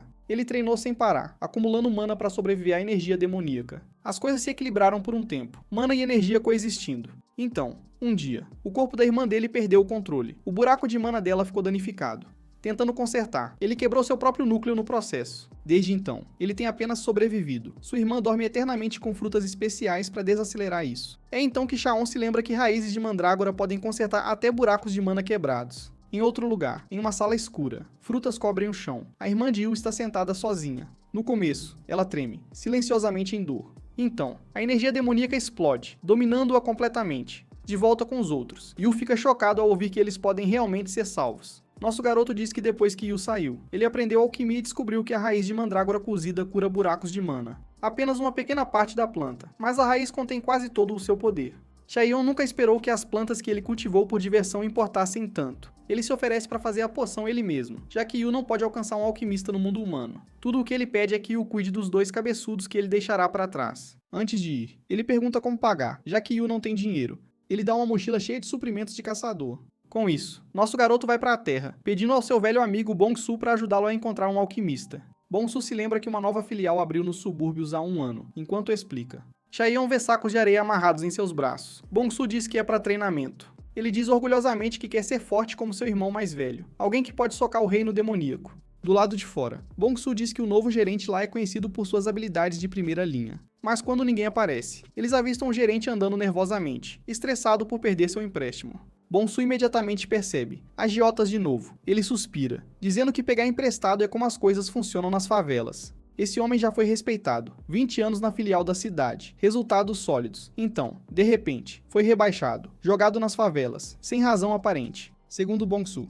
Seu antigo chefe era uma cobra gananciosa, famosa por roubar fundos destinados a distritos pobres. Ele imagina que o gerente foi expulso por ousar denunciá-lo. De qualquer forma, assim que o cansado gerente avista Bong-Su, seu rosto inteiro se ilumina. O garoto lhe diz imediatamente que eles precisam de um alquimista. O gerente, claramente habilidoso apenas pela sua aura, afaga a cabeça de Bong-Su e os convida calorosamente para entrar. Perto dali, outro alquimista está entediado, resmungando porque os negócios estão mortos e seu chefe não faz nada. Suas reclamações param abruptamente. O gerente entra com Chaeyoung e pede ao assistente que traga bebidas. Mas nosso garoto vai direto ao ponto. Ele diz que o homem deve saber como preparar água de mana purificada a partir da raiz de mandrágora, já que ele é de nível A.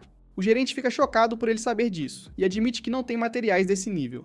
É então que nosso garoto revela uma raiz de mandrágora, pulsando com energia sombria. Ambos os alquimistas congelam, parece recém-colhida. Quanto ao pagamento, Chaeyoung casualmente solta materiais de alto nível da zona costeira. Suas mandíbulas caem. Depois que eles terminam de olhar, ele pergunta se isso cobre o custo. O gerente ri, diz que é muito, e vai avaliá-los, escaneando o ambiente. Chaeyoung nota uma raiz de mandrágora flutuando em um frasco, sem vida. O gerente diz que está morta há um tempo. Nosso garoto canaliza um fragmento de energia nela.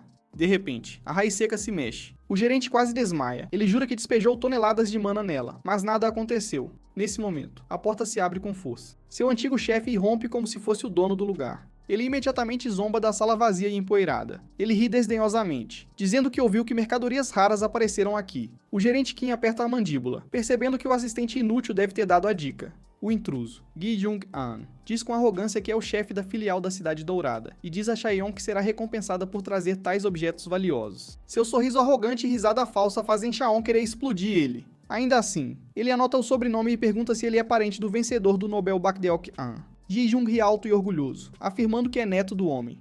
Para Chaon, isso apenas confirma a corrupção corre em suas veias. Sua mente volta ao momento em que Bakdeok chicoteou os sujeitos de teste quase até a morte, tratando-os pior do que animais. Sua fúria explode. Uma onda de aura irrompe de seu corpo. O chão treme. Gi Jung cai de joelhos. Cheon fita. Cospe e pergunta se esmagar os outros é uma tradição da família. Tremendo, Gi Jung grita de volta, exigindo saber do que ele está falando. Os olhos de Cheon ardem. A intenção de matar preenche o ar. Ele pergunta friamente se o laboratório TDA ainda existe. Gi Jung faz uma careta ao ouvir o nome, afirmando que nunca ouviu falar disso. Cheon fita mais intensamente, perguntando novamente se ele realmente não sabe nada sobre o laboratório de quimeras de seu avô. Gi Jung desdenha, diz que são mentiras, afirma que seu avô trabalhou para ajudar a humanidade. Ele acrescenta que o velho doou sua fortuna para as vítimas de portais, ganhando um prêmio Nobel. Cheon dá um sorriso sombrio, dizendo que talvez o velho psicopata tenha desenvolvido uma consciência antes da morte. Mesmo assim, ele diz que é uma pena que o caçador tenha morrido tão cedo. Então reflete em voz alta se cair de uma janela ajudou. Os olhos de Gi Jung se alargam. Aquela queda deveria ser um segredo. Claro que Cheon sabe. Ele foi quem o empurrou. O cientista ameaçou jogar crianças quimera em um portal. Então Cheon deu a ele uma amostra disso. Então ele ordena que Gi Jung desenterre o que sobrou do laboratório, dizendo que é insano encontrar o neto de Bakdeok agora. Ele tinha apenas 9 anos quando aquele cientista distorcido o sequestrou. Após os experimentos, ele se tornou uma ferramenta, obedecendo ordens sem pensar. O tempo desapareceu. Agora, o laboratório poderia estar funcionando sob um novo nome. Nesse momento, o gerente Kim entra, segurando 2 garrafas de água de mana verde brilhante. Cheon acena com a cabeça, impressionado com o trabalho rápido. O gerente começa a calcular os custos dos materiais com precisão silenciosa. Cheon oferece um acordo privado. Ele fornecerá mercadorias raras. O alquimista prepara tudo. A oferta deixa o tio Redondo em silêncio. Ele desaba, chorando, percebendo que finalmente pode recomprar seu prédio e quitar suas dívidas. Quando Cheon pergunta por que as lágrimas, o gerente compartilha sua história das favelas. Seus pais pegaram um empréstimo enorme, apenas para que ele pudesse estudar, mesmo quando mal tinham comida. Ele trabalhou sem parar para pagá-lo, mas nenhum emprego cobriu o suficiente. Cheon promete que ele sempre terá trabalho agora, então se vira para sair, esperando que nada tenha dado errado enquanto esteve fora. Mas as coisas raramente ficam quietas por muito tempo. De volta ao reino dos demônios, a irmã de Yu perde o controle. Ele ainda não vai lutar contra ela. Ele implora a ela, pede que volte. Ela agarra seu rosto e o joga como um brinquedo. Ele fica deitado, pensando que pode ter acabado. Então ele vê Kim Gu e lembra do voto que fez. O poder retorna. Ele salta de volta, pronto para agir. Ele avança em direção à irmã, pronto para acabar com sua dor, esperando que ela encontre paz. Mas antes que colidam, alguém aterrissa de forma desastrosa uma água-viva voadora entre eles, interrompendo tudo instantaneamente. O homem-pássaro congela em choque. Então a fúria borbulha ao ver seu melhor amigo apenas. Passou por cima de sua irmã com seu veículo. Deixando tudo de lado, ele exige saber se a poção funcionou. Nosso herói sorri e levanta os 2 frascos verdes brilhantes como prometido. Naquela noite, após o jantar, o grupo se acomoda. A irmã de Yu, Jia, lentamente se mexe ao lado de Kim. Ela se pergunta se isso é real, ou se já está morta. Virando-se, ela vê seu irmão e um estranho ao redor do fogo. Chaon lança um olhar. Ela entra em pânico, confusa com os rostos desconhecidos ao seu redor. Cabeça de Pássaro sorri gentilmente e lhe diz para verificar seu buraco de mana. Está totalmente restaurado, mais forte do que nunca. Ela então percebe que seu rosto é humano novamente. Quando Gia se vira para perguntar quem são os outros, e o provoca, perguntando se ela realmente não consegue perceber que o garoto que ela sentiu falta está bem ali. A verdade a atinge, e ela desaba completamente. Ela pergunta se ele é realmente o número 17. Yu acena com a cabeça e diz que ele o salvou novamente. Nosso herói, impassível diante das lágrimas, pergunta se eles ficaram sem musgo vermelho. Dia, ignorando seu tom frio, lentamente remove sua máscara pela primeira vez em anos. Ela dá um agradecimento sincero. Nesse momento, Kim congela em admiração. Fadas douradas do mar dançam na superfície da água. Dia explica que segui-las após o nascer do sol. Leva ao quartzo amarelo perto de seus ninhos. Isso provoca um choque em nosso herói, ele esqueceu completamente que o quartzo era o motivo de sua vinda. Enquanto isso, no mundo humano, agentes relatam ao diretor que os caçadores falharam em recuperar a besta mecânica, mas ela está se escondendo perto da costa. O diretor franze a testa, confuso. Seus homens dizem que todo o arranque que foi lá voltou sem memória, mas os rastreadores ainda estão focados no alvo. Então, seu telefone vibra. Gi Jung-an está na linha, furioso. Ele imediatamente pergunta se o diretor sabe sobre o laboratório TDA. O diretor nega tudo, mas Gi-jun começa a listar o que ele encontrou. O diretor Myung o interrompe bruscamente. Diz que o professor Bakhtiak o ensinou a seguir a verdade e servir à humanidade. Ele jura que ainda honra isso. Diz que está ocupado e encerra a chamada. Mas logo depois, ele entra em pânico. Como o neto daquele homem inútil sabe disso? Se todos os registros foram deletados, antes que ele entre em uma espiral maior. Um cientista irrompe com uma maleta, tremendo de excitação. A fusão de mandrágora e mercúrio funcionou. Eles finalmente criaram a mandrágora de metal líquido. O diretor estremece de alegria. Ele está empolgado, já que a mandrágora se liga firmemente por natureza, e o metal líquido faz o mesmo. Combiná-los cria uma quimera que pode rastrear sua criação mais preciosa, Kim. Ele ordena que a recompensa por arranque seja aumentada, jurando que a encontrará a qualquer custo. Enquanto isso, Yu relaxa na praia perto da casa de Shaon. Na noite passada, nosso garoto convidou Yu e Gia para ficar um tempo. Ele até mencionou ter um chefe profissional à disposição, mas Yu está mais chocado por ele viver no reino dos demônios agora. Nosso garoto diz que o lugar vai conquistando você. Yu pergunta por que ele fica quando poderia voltar à Terra. Shaon apenas olha para ele e pergunta se ele realmente quer voltar para aquele mundo amaldiçoado. Butthead admite que a Terra foi difícil, mas ainda quer ver se algo mudou. É então que Shaon diz que há esperança. Ele pode ter encontrado uma cura para a maldição deles. Ele explica que conheceu um alquimista brilhante na Terra. O gerente Kim pode resolver isso, se tiver tempo para estudar a maldição.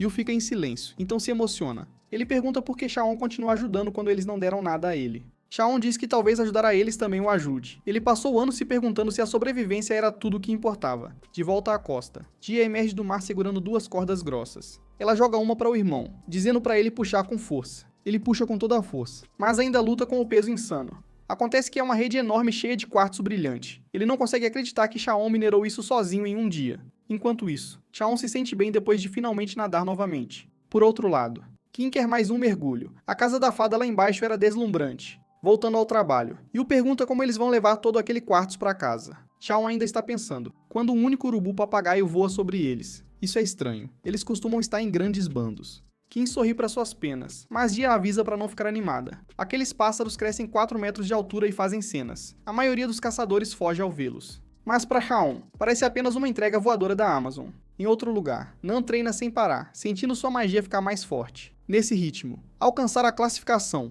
pode acontecer mais cedo do que ele pensava. Nesse momento, uma mandrágora exausta desaba atrás dele. Não assume que está bravo com ele novamente, mas na verdade, está sendo intimidado por 3 homens de preto. Um deles avista a cabeça brilhante de Nan e faz uma piada sobre ele viver nas montanhas. Nan rapidamente esconde a cabeça, envergonhado. Ele está atônito que os mesmos idiotas do seu exame de alguma forma o encontraram aqui, antes que ele possa se mover. O trio de mandrágoras avança como guardas de folhas. Os caçadores entram em pânico. Essas plantas custam mais que ouro. Um cara tenta agir como se estivesse domesticando um filhote. Isso deixa Nan irritado. Esses caras significam muito para seu mestre. Mas ele não precisa agir. A mandrágora gordinha levanta uma perna atarracada. De repente, todos os 3 punks são lançados para o alto, se perguntando se a terra acabou de tremer.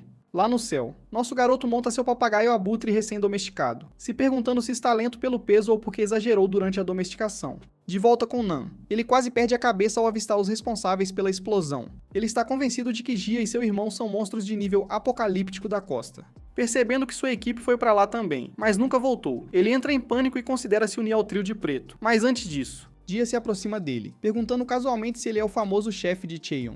Não fica completamente chocado, surpreso que um monstro está falando. Mas ao ouvir chefe, ele rapidamente pergunta se ela conhece seu mestre. Yu sorri, dizendo que eles são basicamente melhores amigos. Então Yu pergunta se o trio suspeitos são convidados. Não tem uma ideia maligna. Ele denuncia, chamando-os de ladrões imundos que estão roubando de seu mestre. Nesse momento, o trio sabe que está condenado. Uma hora se passa. Nosso garoto finalmente chega em casa com um enorme saco cheio de quartzo brilhante. Ele percebe que o papagaio abutre está meio morto após carregar sem parar. Então ele o acaricia, dizendo para descansar após o trabalho. O fofinho também rola para fora, tonto de voar muito alto. Ele avista o trio de arranque amarrado a uma árvore como prisioneiros. Ele hesita, se perguntando o que aconteceu enquanto estava fora. Yu explica a situação dos ladrões de mandrágora, mas Cheon sente que há mais acontecendo. Enquanto isso, Gia pede a Kim uma avaliação de sua adorável casinha. Enquanto as garotas vão passear, Yu diz que o trio trabalha para o laboratório de pesquisa, o mesmo grupo que persegue Kim. Cheon percebe que é o mesmo laboratório de onde Nan roubou aquele rastreador. Mais caçadores virão,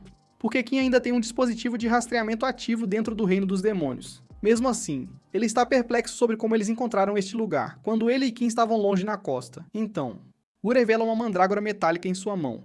Diz que essa ameaça brilhante pode ser o motivo. Cheon não consegue acreditar que alguém realmente fundiu metal líquido com uma mandrágora viva para rastrear Kim. Yu diz que eles seguiram suas próprias mandrágoras e teriam ido para a costa em seguida. Isso atinge Cheon com força. Ele realmente precisa construir defesas antes que mais apareçam. Justo então, o trio de mandrágoras corre até eles. Eles exigem que seu irmão volte, mesmo que ele seja um traidor. Ele entrega a murcha. Eles imediatamente gritam para ele entregar a outra também. Ele fica surpreso que eles de alguma forma sabem que ele tem outra mandrágora velha escondida em seu bolso. Ele se lembra que o gerente Kim deu a ele, acreditando que Cheon poderia cuidar dela adequadamente. O cara até chorou ao se separar daquela planta enrugada. As mandrágoras cavam pequenos buracos para os feridos. Assim que se acomodam, os dois voltam à vida como se nada tivesse acontecido. Cheon só está feliz que eles não estão brigando desta vez. Então, ele se pergunta onde Nan desapareceu. Na hora certa, Dia grita de cima. Em uma mão, ela tem um cara careca se agarrando para se reunir com seu mestre, e na outra, um Kim agitado se debatendo. Naturalmente, nosso garoto segura Nan a uma distância de braço enquanto o cara chora e se lança para um abraço. Ele pergunta a Gia por que Nan parece um mendigo vagando. Ela diz que ele quase foi comido vivo por piranhas no lago como um idiota. Nan insiste que foi tudo para encontrar os melhores ingredientes para cozinhar algo bom para os convidados de seu mestre. Ele pede um momento para preparar a refeição. Então, ele avista o papagaio abutre relaxando nas proximidades, e instantaneamente finge ter outro ataque cardíaco dramático. Nosso herói diz a ele para parar com a encenação e começar a cozinhar logo. Em outro lugar, Kim encontra a mandrágora brilhante e quieta, não fazendo nada. Atraída como uma criança curiosa, ela estende a mão para tocá-la. No momento em que ela faz contato, algo estranho se agita. Mais tarde, os irmãos pássaros ficam sem palavras com o prato de Nan. É um prato fumegante de arroz com curry de kimchi. Nan passou horas em cada detalhe, criando algo que até o chefe Ramsay admiraria. Todos se servem sem hesitar. Mas Shaon percebe que Kim mal toca na comida. Ele pergunta se algo está errado. Ela diz que não se sente bem. Ela se afasta para descansar, mas Shaon suspeita instantaneamente que a mandrágora metálica é o que a incomoda. Enquanto o sol se põe, a mandrágora é enterrada na terra. De repente, sente uma energia estranha. Justo quando Shaon sugere construir sua cerca para se exercitar, ele também a sente. Um portão se abre atrás da casa. Kim está diante dele, convencida de que ficar com ele só traz perigo. Então, ela escolhe voltar de onde veio. Apertando a mandrágora metálica, ela se despede e desaparece no portal. Mas ele agarra sua mão no último segundo, dizendo que ela pertence bem aqui.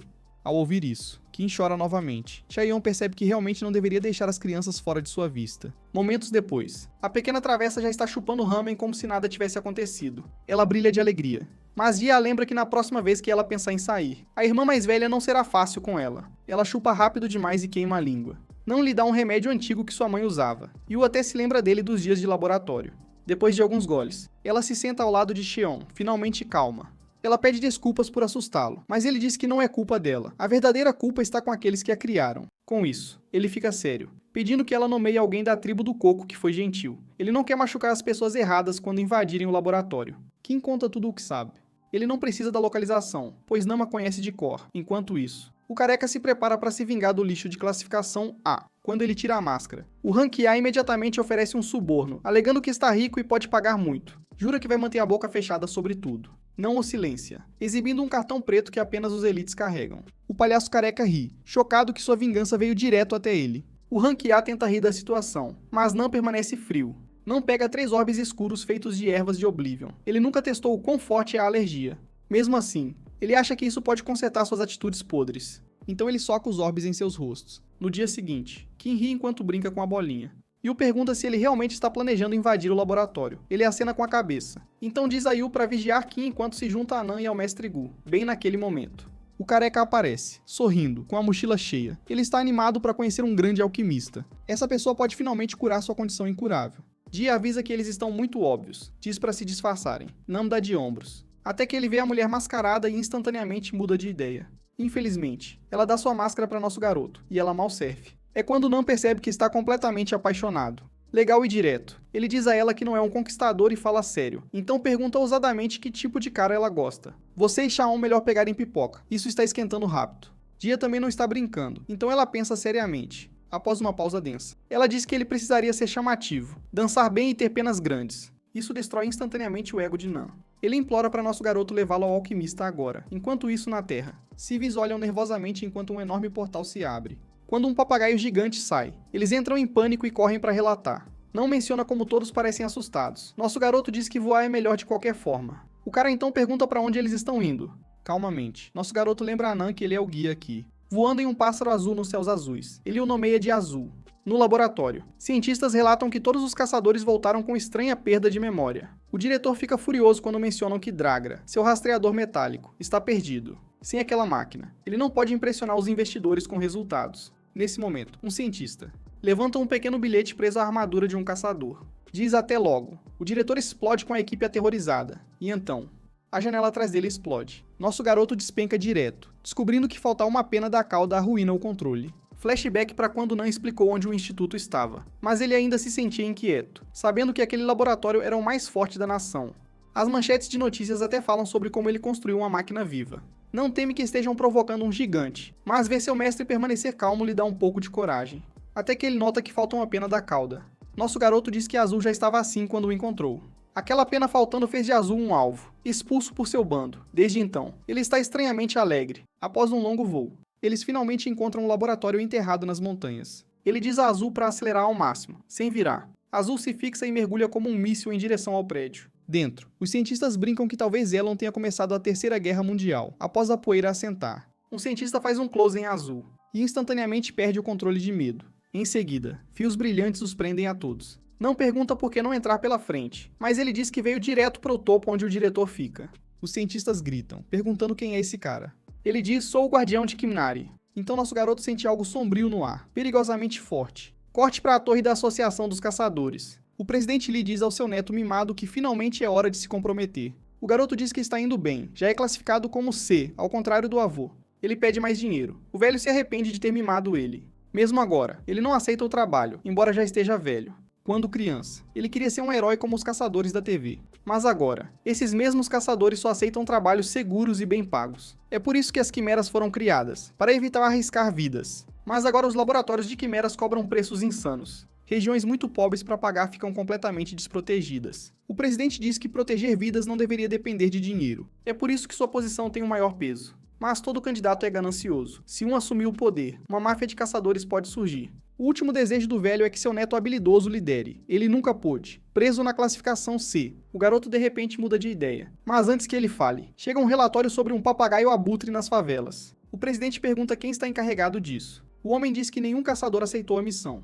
Isso o irrita, já que os trabalhos nas favelas não pagam bem. Ele diz para alertar todos os laboratórios de quimeras. Ele vai cuidar disso pessoalmente. Surpreendentemente, Bayek diz que também irá. De volta ao laboratório, Chaon percebe que a mana sinistra vem diretamente de um pesquisador de cabelo branco. Ele não segura nada. Seus fios rasgam a ameaça em um instante. Mas o cientista derrete em um metal em movimento. Não congela, olhando para a quimera que se passa por homem. Até seus colegas de trabalho ficam atordoados, chocados por nunca terem conhecido sua verdadeira forma. O diretor Myung se transforma em uma besta distorcida, enfurecido com nosso garoto por destruir seu laboratório precioso, enquanto o diretor ataca com garras de metal. Shaon nota que o brilho do líquido parece quase com o de Kim, mas não há peças mecânicas, o que significa que ele testou tudo em si mesmo, naquele segundo. Mestre Gu avisa que agora pode ler a mente de Myung. Shaon vê explosões severas das memórias distorcidas do homem, enterradas nas sombras do laboratório. O diretor injetou crianças com compostos instáveis, buscando o poder além dos humanos, até mesmo acima de seu mestre implacável Bok Jeok-an, aprendendo que sacrificou inúmeras crianças por ambição. Shaon perde a paciência e esmaga seu rosto sem hesitar. O diretor quebrado murmura que crianças de favelas valem menos que ratos, afirmando que seus testes foram uma honra. Ele esquece que Chaeyoung ouve tudo através da leitura de mentes de Gu. O lunático pensa que pode se liquefazer e escapar facilmente, mas Chaon garante que ele enfrentará o julgamento dentro da Câmara da Dor. O Mana Azul sobe, engolindo a massa de metal líquido. Então o comprime em uma esfera apertada como uma cápsula selada. Depois, ele se volta para os cientistas tremendo, perguntando se eles vão falar ou também serão enfiados nessas esferas. Mais tarde, a Fênix Fofinha explica o passado de Myung. Ele serviu a Bakhtiak fielmente antes que a ganância o consumisse. Ele fugiu do laboratório original com todos os dados biológicos para se tornar uma quimera sem idade. O que preocupa Chaon é que as memórias de Myung não mostram nada sobre o laboratório TDA. Ainda assim, ele se alivia que o dispositivo rastreando Kim se foi para sempre. Ele já ordenou a Nan e Blue que cuidassem dos pesquisadores restantes. Agora, apenas as piores criações do diretor permanecem para serem limpas. Ele chuta as pesadas portas de aço com força. Dentro, fileiras de celas guardam corpos de quimeras sem vida. Gu se espanta ao ver como o homem preservou crianças para pesquisa mesmo após a morte. A visão o arrasta de volta ao momento em que o laboratório TDA o atormentava, sempre mantendo-o vivo como seu gerador de dinheiro. Ele decide que as crianças merecem seu descanso final. De repente, uma pequena criatura parecida com uma raposa sai, atraída por um cheiro familiar. Ele imediatamente sabe que ela é uma das companheiras de Kim. Ele pergunta gentilmente se ela sabe algo sobre seres mecânicos. Ela se ilumina ao saber que conhecem Kim. E rapidamente pergunta se está segura.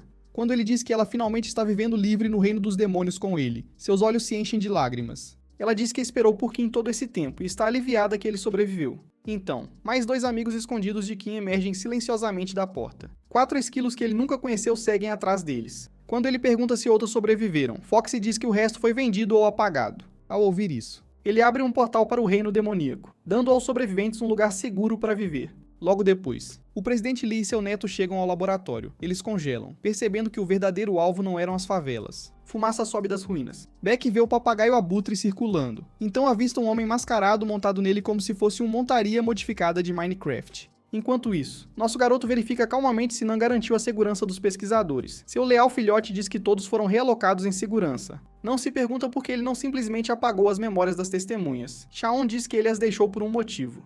Então pergunta quem são as 2 pessoas abaixo. Nam diz que é o presidente Lee e seu neto. Ele imagina que os relatórios urgentes os trouxeram aqui. Kaon ouve o nome e decide brincar com ele. Do nada.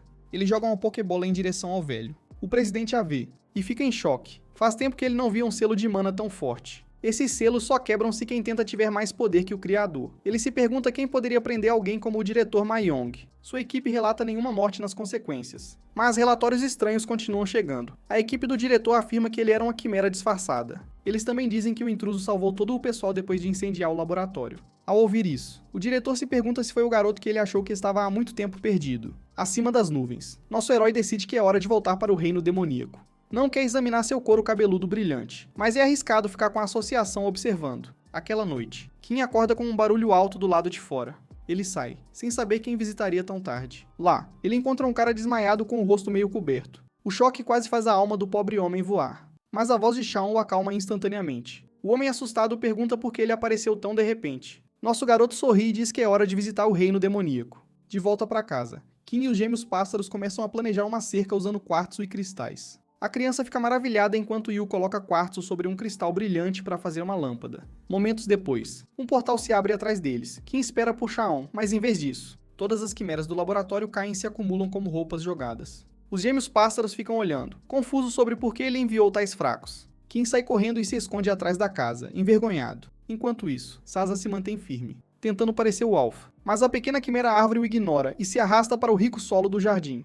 O caos irrompe quando os residentes originais do jardim pegam um intruso em seu território. Não muito depois, nosso garoto retorna ao reino dos demônios com Nam e Kim. O gerente fica impressionado com quanto Raon construiu em um mundo tão primitivo. O grandalhão fica empolgado com as estruturas insanas feitas com sobras. Mas Shaon observa Kim, que se esconde atrás de uma árvore em vez de se reunir. Ele sai correndo, dizendo a Nam e ao gerente para ficarem onde estão. Então devolve a máscara de Gia. Ele pergunta por que a guerra de fibras está estourando em seu canteiro de vegetais. Ela diz que a muda de árvore quer o solo rico, mas as mandrágoras iniciaram uma guerra territorial para bloqueá-la. Nenhum dos lados recua. O Homem-Formiga corre para acalmar a confusão. A muda lança seu amigo em direção à mandrágora gorda. Infelizmente, o plano desmorona no ar. A mandrágora gorda desvia casualmente no último segundo. O Formiga colide de cabeça na mandrágora metálica em vez disso. Vendo aquele desastre, a muda carrega silenciosamente seu amigo de volta em derrota. Shaon rapidamente percebe que a raposa está faltando. Ela havia seguido Kim, que escapuliu mais cedo, sentada quieta do outro lado da árvore. Ela diz a Kim que não vai se mover até que aceite seu pedido de desculpas. De volta ao laboratório, Kim desistiu completamente de lutar. A maldição não funcionou nela, então ninguém poderia forçá-la a batalhar. Em cada partida ranqueada, ela deixava se perder de propósito. Isso levou os cientistas a pensar que ela nasceu fraca. Embora feita para lutar, ela se recusava à violência. Mas o diretor Myung não se importava. Ele achava que uma mudança de personalidade era fácil. Ele colocou quimeras fracas em seu quarto para que se tornassem suas amigas próximas. Então amaldiçoou essas mesmas amigas para lutarem contra ela. Ele acreditava que a traição de amigos doía mais do que qualquer cicatriz, depois de destruí-la emocionalmente. Ele disse que amigos leais eram uma mentira e que ela morreria, a menos que ela atacasse primeiro e os destruísse. Isso a quebrou por dentro. Chorando, ela fugiu. Ela escolheu escapar em vez de machucar aqueles que amava. Todos tentaram impedi-la, mas ela correu direto pelo portal. Agora de volta ao presente. Kim está em sua forma real. Foxy fica atônita ao vê-la chorar e pergunta por que ela é quem está chorando. Kim a abraça forte, dizendo que sentiu muito a falta de todos. Enquanto isso, os 3 adultos observam silenciosamente de trás de uma árvore. Chaeyoung sorri, feliz por terem feito as pazes. Quando ele volta, encontra os 2 cabeçudos levando seu pedido muito a sério. Então ele apresenta o gerente como seu alquimista pessoal de classificação A. O velho faz uma introdução decente, então solta o que vem à sua cabeça. Unk pergunta educadamente aos irmãos pássaros se pode pegar algumas penas, puramente para pesquisa. Corta para Bong-su, encontrando a garota da loja novamente. Ele jura que o incidente do pássaro azul foi real, e a associação veio rápido, enquanto menciona o clima frio. Ela lhe entrega batatas doces quentes e cozidas no vapor. Ele brilha após dar uma mordida na iguaria macia. Ela percebe que ele parece pálido, e com certeza. Ele admite que tem se sentido mal, seu corpo dói e analgésicos não fazem nada. Ela conecta os sinais ao despertar da doença, dizendo que febre e dor combinam perfeitamente. Além disso, ele está na adolescência, a época usual em que os despertares acontecem. Ao ouvir isso, ele entra em pânico e nega, afirmando que alguém como ele nunca poderia ser um caçador. Ela responde que caçadores não precisam de passado, e ele tem crescido rápido. Ela empurra dinheiro na mão dele, e ordena que ele pegue um ônibus para a associação próxima e faça o teste. Ela timidamente diz que ele pode até se tornar um caçador lendário. Bong-su sorri e a agradece pelas palavras gentis. Ela, que odeia ser chamada de velha, explode quando ele a chama de senhora novamente e promete retribuí-la um dia. Enquanto isso, no reino dos demônios, as quimeras ajudam os gêmeos pássaros a construir uma cerca de quartzo. Yu não se cansa do trabalho, já que é uma quimera. Não, embora meio adormecido, continua ajudando de qualquer maneira. Mais tarde, eles se reúnem com Shaon enquanto Kim tenta consertar a cauda de Blue. Não menciona seu problema de cabeça novamente. Então Shaon diz casualmente que ele pode ir para casa se não conseguir esperar, calando-o rapidamente. Em seguida, ele lembra da equipe de quimeras que aproveitadores não são bem-vindos. Mais tarde, Kim caminha com ele para terminar a última sessão da cerca. Depois de explicar seu plano, ele pergunta se as coisas estão boas entre ela e os outros agora. Ela congela, então timidamente pergunta se ele realmente foi à tribo do coco por causa de seus amigos. Ele percebe que ela sabe que ele descobriu seu segredo, então ela admite nervosamente que nunca veio da tribo do coco. Mas Shaon diz a ela para não se preocupar, ninguém a está perseguindo novamente, porque ele já cuidou disso. Ele então a surpreende, sugerindo que façam deste lugar a nova tribo do coco. Eles ainda precisam de um nome para seu grupo, algo tão fofo quanto ela. Sob um céu estrelado e uma luz de quartzo brilhante. Ela se emociona e o agradece por tudo, então volta com nova confiança em seu passo. Você e os outros assistem, chocados com a facilidade que isso aconteceu. Não reporta que a cerca finalmente está pronta, e Kim adora como a casa está bonita. Fox sentiu muito a falta dela, então ela pula para um grande abraço. Então começa a lamber ela como um sorvete. Blue também se inspira e começa a pensar em novas ideias. Tom colide diretamente com Cheyenne, braços abertos para um abraço. Acontece que suas penas da cauda cresceram completamente de novo. O gerente finalmente alcança e diz que o tratamento funcionou rápido. Aparentemente, o musgo vermelho que nosso garoto lhe deu cura de forma insana. Vendo as penas brilhantes de Blue, o sonho de Nan de ter cabelo dispara. Não querendo perder o momento, ele se esgueira sorrateiramente atrás do gerente. Quando pergunta sobre a queda de cabelo, o homem fica chocado por ele ter notado. O gerente diz que passou 10 anos fazendo um soro para o crescimento do cabelo. Todos os alquimistas querem a cura, então ele promete que Nan será o primeiro a saber, já que ele precisa muito. Não cai de cara, se curvando para o único homem que pode salvar sua vida amorosa. O gerente diz aos gêmeos pássaros que encontrou algo estranho em suas penas. Ele explica que círculos mágicos são quase impossíveis de decifrar. E a maldição deles é tão complexa que ele nunca viu algo assim. Mas ele acha que um grande suprimento de fruta de mandrágora pode ajudar. Nosso garoto pergunta se essa é a fruta vermelha que as mandrágoras crescem naturalmente. Ele diz que são difíceis de conseguir, já que você só pode colhê-las se a mandrágora deixar. Além disso, eles deveriam construir cabanas, já que os pequenos gostam de se esconder em lugares escuros para evitar predadores. Kim fica impressionada com seu raro conhecimento da espécie. Shaon admite que teve alguma história com elas, algo que nunca contou. Ele se lembra de uma missão onde o deixaram no reino dos demônios por 10 dias, sozinho. Mas para ele, parecia uma divertida caminhada na neve. Ele até escalou o pico mais alto só por diversão. No caminho para cima, ele de repente ouviu um barulho próximo. Ele verificou o arbusto e encontrou uma pequena mandrágora ferida, mal conseguindo se mover.